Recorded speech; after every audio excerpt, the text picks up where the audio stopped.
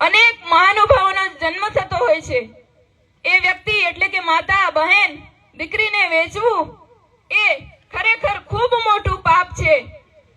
કુદરત, પ્રકૃતિ, ભગવાન આવા દીકરીઓને વેચવા વાળાઓને કદી માફ નહીં કરે.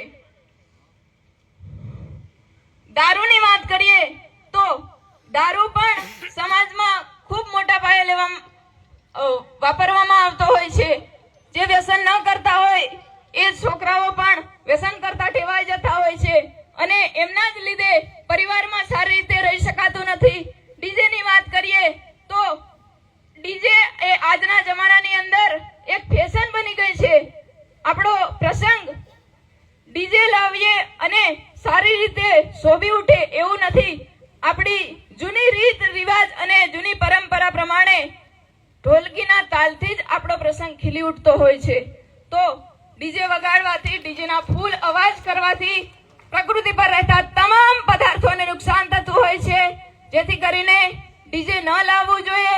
ખાસ કરીને સગર્ભા માતાઓને બાળકોના વિકાસની અંદર અસર પડતી હોય છે.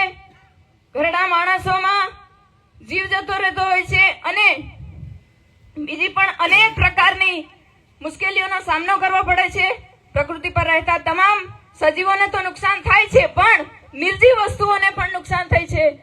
હાલનું ઉદાહરણ છે કે એક નિશાળમાં ડીજેના ફૂલ અવાજથી ધ્રુજારીના કારણે નિશાળ પરના છતના પોપડા પડી જવાથી બાળકોને હાનિ પહોંચી હતી.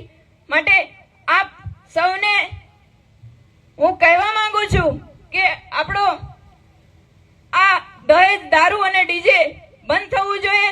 જોહાર. જય જોહાર, જય આદિવાસી.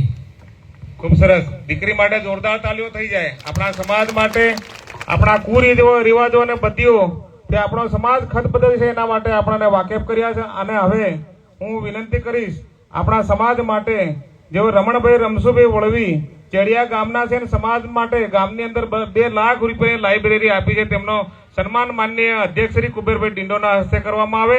માનનીય રમણભાઈ રમસુભાઈ વળવી ઝડપથી.